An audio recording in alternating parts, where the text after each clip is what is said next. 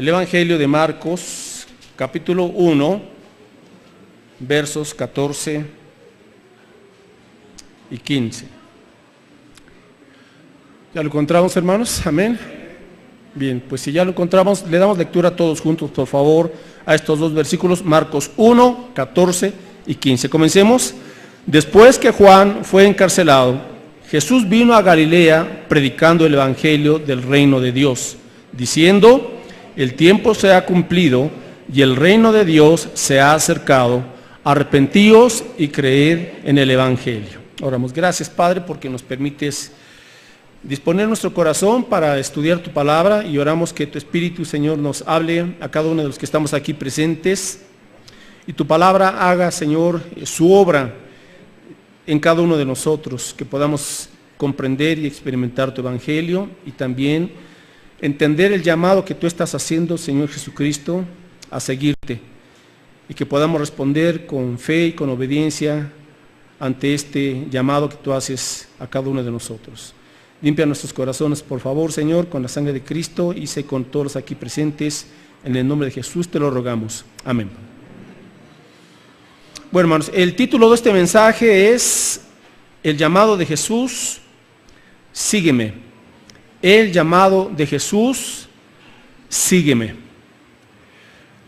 Porque muchos de los que se dicen ser creyentes en Jesús no se parecen a Él, ni tampoco están siguiendo sus pisadas. Porque mucha de la gente que dice que tiene fe en Dios, pues simplemente su vida no da evidencia de creer auténtica y verdaderamente en Dios. Muchas personas que se dicen conocer a Cristo o tener fe en Cristo, no están experimentando lo que Cristo vino a establecer, que es su misma vida y su misma presencia. ¿Qué está pasando con muchas de las personas que se congregan y que inclusive pueden tener una Biblia y que inclusive pueden decir: yo acepté a Cristo? Lo que pasa es que han habido algunos problemas y quiero compartirlos brevemente y después entender qué significa seguir a Jesús. En primer lugar, mis hermanos, lo que sucede es que no se ha explicado bien el llamado al discipulado de Jesús. A veces lo único que decimos es: tú solamente acepta a Cristo, o tú haz la oración del pecador y ya. Pero no hemos explicado bien a la gente lo que Cristo, el llamamiento que hizo Cristo. Hemos reducido el Evangelio, de tal forma que muchas veces lo único que se le dice a la gente: pues tú ven a Cristo, Él solucionará todos tus problemas, tú invítalo a tu corazón y ya, eso es todo. Y después de que la gente hace una oración o dijo aceptar a Cristo, no se ven muchas veces, mis hermanos, un cambio, no se ve el poder transformador de Cristo Jesús. ¿Por qué? Porque no se ha explicado bien el llamado de Jesús a ser sus discípulos. Hay un entendimiento incorrecto de lo que significa seguir a Jesús. Por ejemplo, si le preguntáramos a usted, ¿qué respondería usted en esta tarde si le preguntáramos: dígame, ¿qué significa para usted seguir a Jesús? Vea esta pregunta.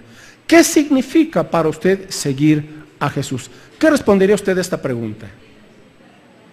¿Qué es para usted seguir a Jesús? Si le preguntáramos qué significa aceptar a Jesús en su corazón. Si le preguntáramos: dígame, ¿cómo sé que una persona es seguidora de Jesús? ¿Cómo me doy cuenta? Hay un entendimiento incorrecto de lo que significa ser un discípulo de Jesús. Hay un entendimiento limitado de lo que significan las implicaciones de ser un discípulo de Jesús. ¿Qué significa ser discípulo de Jesús? Discípulo significa aprendiz, pero no solamente aprendiz. Un discípulo de Jesús es aquel que aprende y obedece las enseñanzas de Jesús. Amén. Ahora, mis hermanos, porque si preguntamos a la gente: ¿cuántos de ustedes son cristianos? Yo le aseguro que todos los vecinos de aquí de la colonia, bueno, de aquí de la manzana, el 95% van a decir: somos cristianos.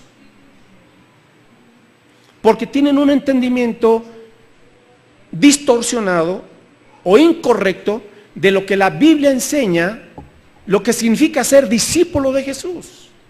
La gente piensa, pues yo con que vaya a la iglesia cada domingo y esté un ratito y me congregue, soy cristiano, cristiana. No es lo que dice la Biblia.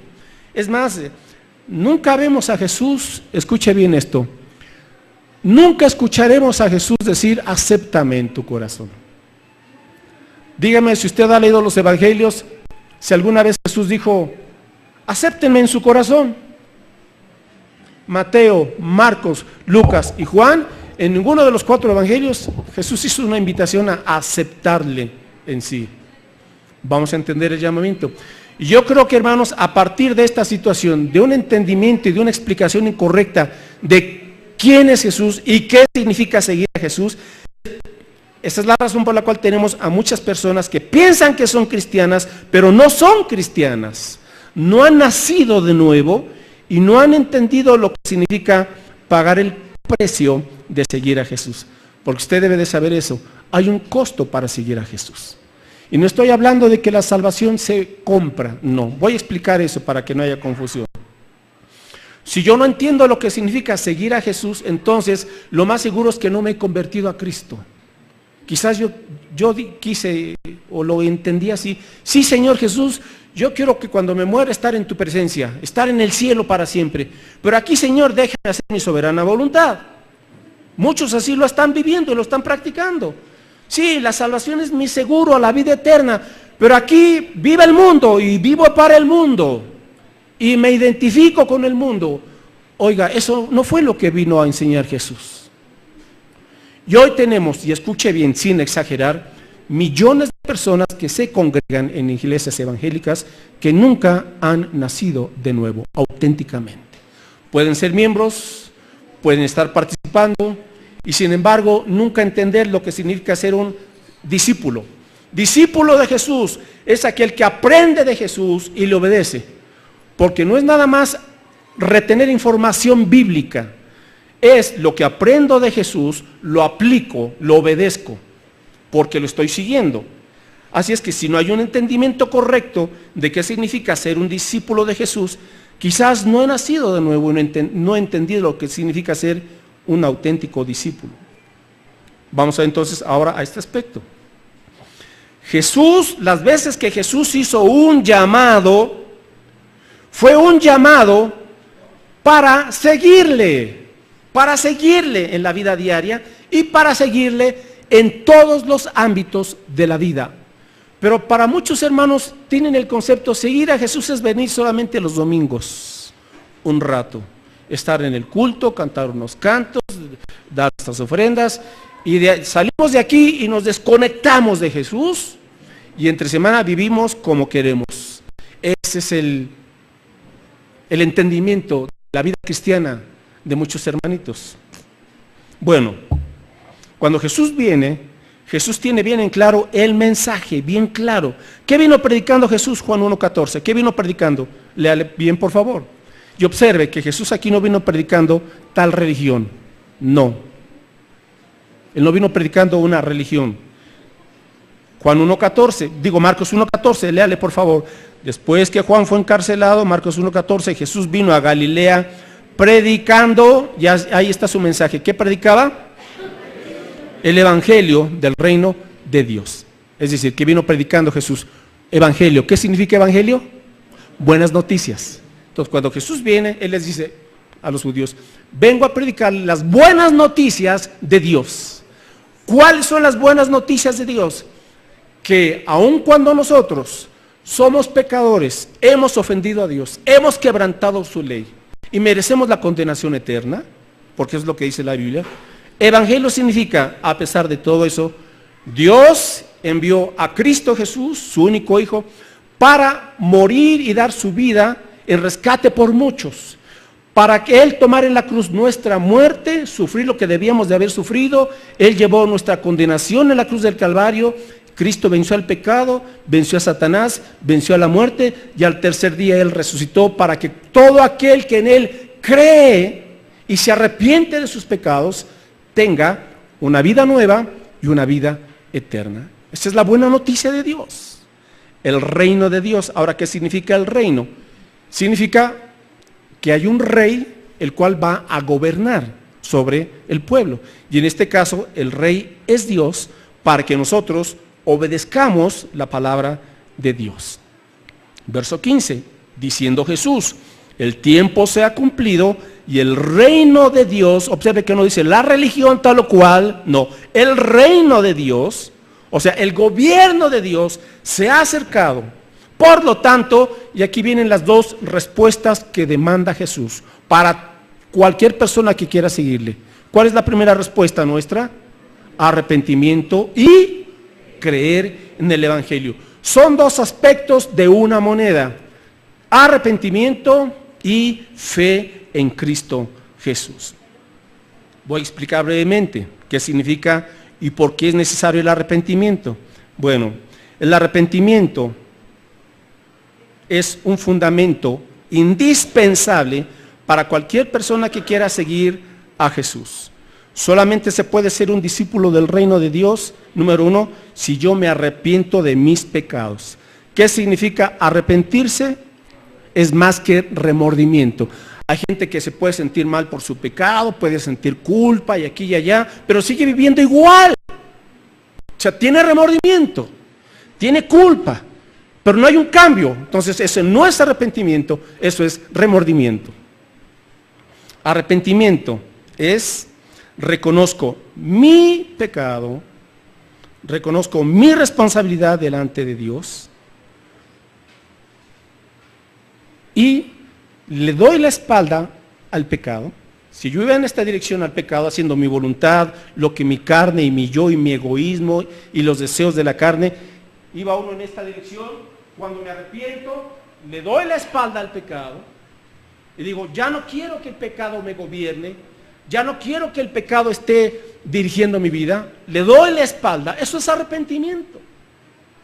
Pero cuando yo le doy la espalda al pecado, me doy cuenta que el pecado es una fuerza muy poderosa, que no me va a soltar así nomás porque sí. Entonces, ¿qué necesito para romper con el pecado? Fe.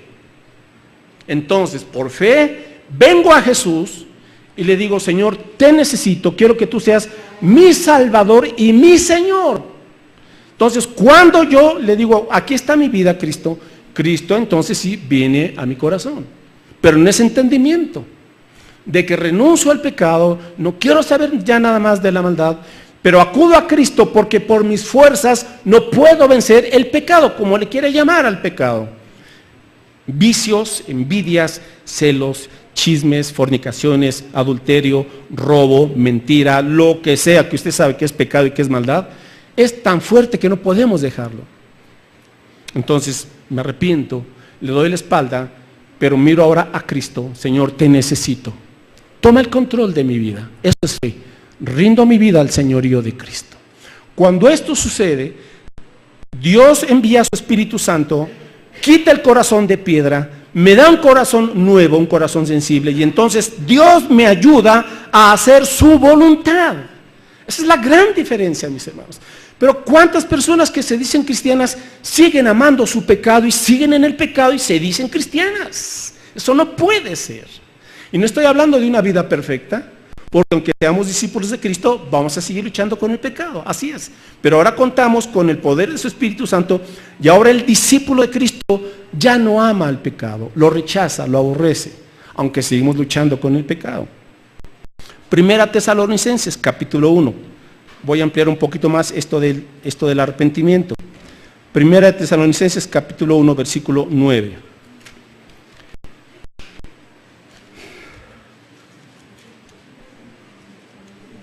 Primera de Tesalonicenses, capítulo 1, versículo 9. Vamos a ver aquí, mis hermanos, tres elementos del arrepentimiento. Primera Tesalonicenses 1, 9. Le damos lectura todos juntos, por favor.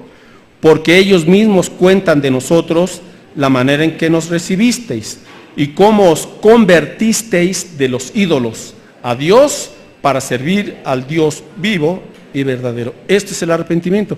Tres elementos. Y yo creo, hermanos, que mucha gente no ha cumplido estos tres elementos de un auténtico arrepentimiento. Por eso sus vidas están estancadas. Número 1, dice aquí, de cómo os convertisteis. ¿Cómo os convertisteis? Es decir, iba yo en esta dirección y me vuelvo. Le doy las espaldas al pecado. Me vuelvo para otra dirección. Es decir, me convierto a Cristo. Entonces, número 1, me convierto de los ídolos. ¿Qué son los ídolos? Todo aquello que está robándole a Dios el primer lugar en nuestra vida. Como le quiere llamar. Como le quiera llamar. Ya no quiero seguir a los ídolos. Número 2, dice aquí que me convierto ¿a quién? A Dios. Busco a Dios.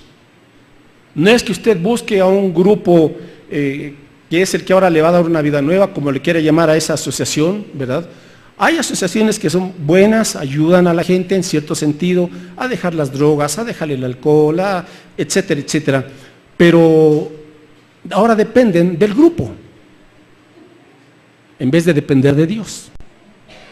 Entonces, Dios es quien hace la obra. Y número 1, me convierto, dejo el pecado. Número 2, me vuelvo a Dios. Y número 3, dice aquí, para servir al Dios vivo. Entonces, todo discípulo de Jesús va a llegar el momento en el cual va a servir a Dios, por gratitud. Porque es tanta la bendición que recibe de la presencia y de la salvación de Cristo, que lo menos que hace es, Señor, ¿cómo te puedo servir? Entonces, convertirse a Cristo es someterse al señorío de Cristo Jesús. Otro punto, quien cree en Jesús, sigue a Jesús. Quien cree en Jesús, sigue a Jesús. Pero hoy, mis hermanos, en un evangelio mal explicado, lamentablemente, muchas de las congregaciones, con tal de tener más asistentes, y diluyen el evangelio. Y le dicen, tú nada más ven a Jesús, entrégale tus problemas, Él te va a solucionar todo, tú nada más acéptale, y eso es todo, y ya. No han explicado que quien cree en Jesús, sigue a Jesús. Pero hoy se le da la alternativa a la gente, tú crees en Jesús y si quieres seguirle bien, si no, no hay problema, ya le aceptaste. ¿Qué? ¿Le aceptó como qué o para qué o de qué? ¿Ve? ¿O no? Algunos no están muy convencidos. Es que hace años pues hizo la oración y ¿qué hizo la oración? ¿Dónde está ahorita su vida? ¿Qué está haciendo ahorita? ¿Dónde están los frutos dignos de arrepentimiento? ¿Qué dijo Juan? Haced pues frutos dignos de arrepentimiento. La salvación es por fe, es por gracia. Pero esa salvación que es por fe y por gracia, producirá un cambio, producirá un fruto. No puede dejarnos estériles espiritualmente hablando. Mateo 21:31. Hay muchos que dicen creer en Jesús, pero se niegan a obedecerle. Mateo 21:31, hay una pequeña parábola, tremenda parábola, pequeña pero poderosa, para ayudarnos a entender la importancia de convertirse a Cristo verdaderamente. Mateo 21:31. A ver, Mateo 21, versículo 28 al 31. Mateo 21, verso 28. A ver, ¿ya lo encontramos? Pero ¿qué os parece? Dice Jesús, un hombre tenía 2 hijos, y acercándose al primero le dijo, hijo, ve hoy a trabajar en mi viña. Respondiendo él dijo, no quiero. Pero después, arrepentido, fue. Verso 30. Y acercándose al otro hijo, le dijo de la misma manera, y respondiendo él dijo, sí, Señor, voy. Y no fue. Pregunta, ¿cuál de los 2 hizo la voluntad de su padre? Y dijeron ellos, el primero. Y Jesús les dijo, de cierto os digo que los publicanos y las rameras van delante de vosotros al reino de Dios, porque vino a vosotros Juan en camino de justicia, y no le creísteis, pero los publicanos y las rameras le creyeron. Y vosotros, viendo esto, nos arrepentís después para creerle. ¿Cómo ve? Pregunta, ¿ya se arrepintió usted así? Es de los que, sí, yo sigo a Jesús, pero no le obedece. Pretenden ser obedientes a Dios, pero siguen siendo rebeldes en su corazón. Y esta es la situación, hermanos, con mucha gente hoy. Por eso no hay mayor impacto del Evangelio. Ahora vamos al siguiente punto. Jesús nos llama a seguirle. Marcos 1, verso 16. Y vuelva a leer los evangelios, por favor, y estudie bien qué decía Jesús, a qué les llamaba. Estamos ahora en Marcos, capítulo 1, verso 16. Dice aquí, andando junto al mar, obviamente Jesús, al mar de Galilea, vio a Simón y a Andrés su hermano, que echaban la red en el mar, porque eran pescadores. Y les dijo Jesús, venid en pos de mí, y haré que seáis pescadores de hombres. Y dejando luego sus redes, ¿qué? Le siguieron. ¿Ya se está dando cuenta? Están estos dos pescadores, Pedro y su hermano Andrés, estaban echando las redes y Jesús les dice, vengan, ¿qué? En pos de mí. Esa es la vida cristiana. Venir en pos de Jesús. ¿Y qué hicieron ellos? Déjeme decirle que para esto, antes de que Jesús hubiera hecho ya este llamamiento, ellos pasaron por lo menos 4 meses observando a Jesús. A ver, ¿sí? ¿Vamos? ¿Me capta el asunto? ¿Me doy a entender? Ahorita no puedo entrar mucho en detalles, pero antes de que Jesús fuera ya a la playa y los viera, ellos ya lo habían escuchado, lo habían visto. O sea, ya sabían bien de qué se trataba el asunto. Entonces, cuando Jesús los ve, vengan en pos de mí, yo los voy a hacer a ustedes pescadores de hombres. ¿Qué hicieron ellos? Ya habían entendido, ya habían reflexionado, y ahora, ¿qué dejan? Sus redes, o sea, su fuente de trabajo. Y le siguieron. Vamos a continuación, seguimos ahí mismo, verso 19. Pasando de allí, un poco más adelante, vio a Jacobo, hijo de Zebedeo, y a Juan, su hermano, también ellos en la barca, que remendaban las redes. Y luego los llamó y, dejando a su padre Zebedeo en la barca con los jornaleros, le siguieron. ¿Va captando el asunto? Entonces Jesús nos llama para que nosotros le sigamos. ¿Qué hicieron ellos? Dejaron sus redes. ¿Qué hicieron los otros hermanos? Dejaron la barca y dejaron a su padre. O si estaban en el negocio de su papá. Pero cuando Jesús los llama, y aquí está el asunto, ¿qué haré? ¿Seguiré a Jesús? Ahora, esto no significa, por favor, que usted tenga que renunciar a su trabajo, Pero el punto es, ya voy entendiendo que lo primero en mi vida es Jesús. Amén.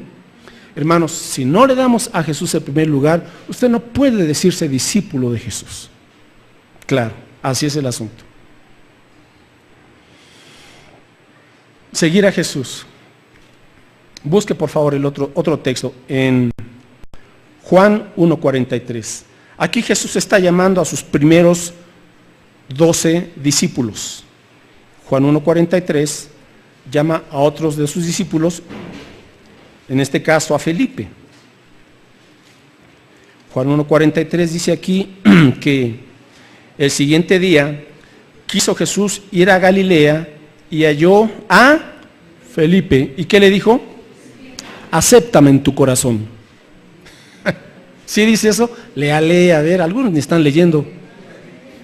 Léale, ¿qué le dijo? Bueno, ahí está el asunto. Sígueme, Felipe. Y Felipe le siguió. Lucas 5:27. Vamos con otro de los discípulos llamados por Jesús. Lucas 5:27. Y Jesús llama aquí a un cobrador de impuestos. Lucas 5:27. A los cobradores de impuestos los judíos les llamaban publicanos. Bueno, dice aquí Lucas 5:27. Después de estas cosas salió, o sea Jesús, y vio a un publicano llamado Leví o Mateo, ¿sí?, sentado al banco de los tributos públicos, y le dijo, acéptame en tu corazón. ¿Sí? No, ¿qué le dijo? Sígueme, lo mismo. ¿Ve? Entonces cuando Jesús nos está llamando, mis hermanos, es a una entrega radical. O le sigo o no le sigo. Obviamente para seguirle, sí, debo de creer en Él y debo de arrepentirme de mis pecados. Pero ya en ese entendimiento, seguirle.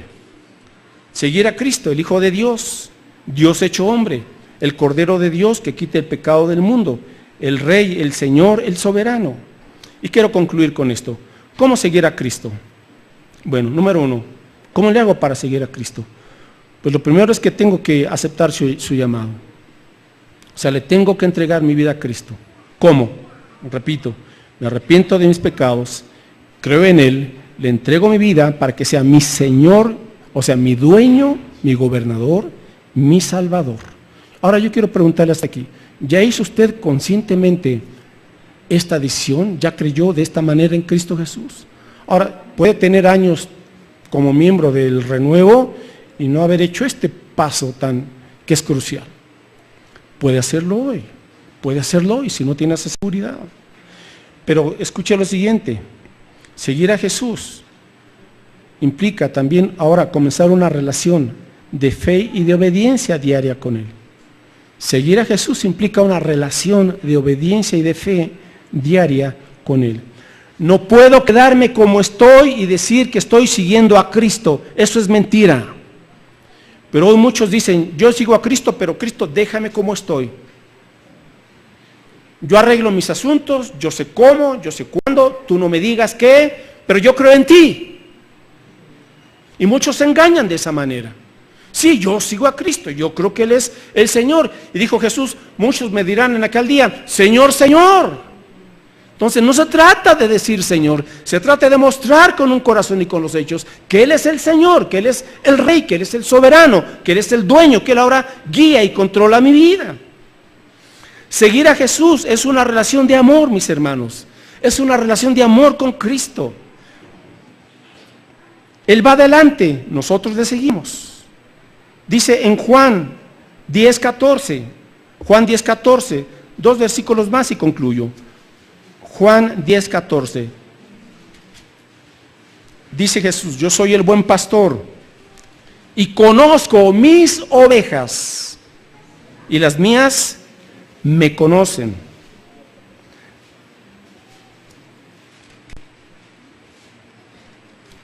Así es que el que escucha la voz del pastor obedece la voz del pastor. Verso 15. Así como el Padre me conoce, yo conozco al Padre y pongo mi vida por las ovejas. Mis ovejas oyen mi voz y me siguen. Mis ovejas oyen mi voz y me siguen. Ahora, ¿cuál es la voz de Cristo? Es esta, aquí está. Usted la tiene en sus manos. Aquí está la voz de Cristo. Cada vez que usted va a la palabra de Dios y la lee y le pide a Dios entendimiento, usted le está diciendo, Señor, estoy escuchando tu voz, ahora ayúdame a obedecerla por fe. Aquí está la voz de Cristo. No es una voz audible, es una voz que está ya escrita y que Cristo le va a hablar a su corazón y lo que usted vaya aprendiendo lo va a ir aplicando con la ayuda del Espíritu Santo de Dios.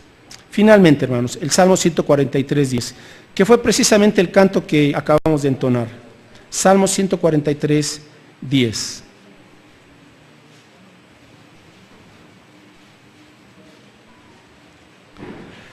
Salmo 143:10. Subráyelo, memorícelo, aplíquelo. Salmo 143:10. Le damos lectura a todos juntos. Enséñame a hacer tu voluntad, porque tú eres mi Dios. Tu buen espíritu me guíe a tierra de rectitud. Hermanos, esta es la oración de un verdadero discípulo de Cristo.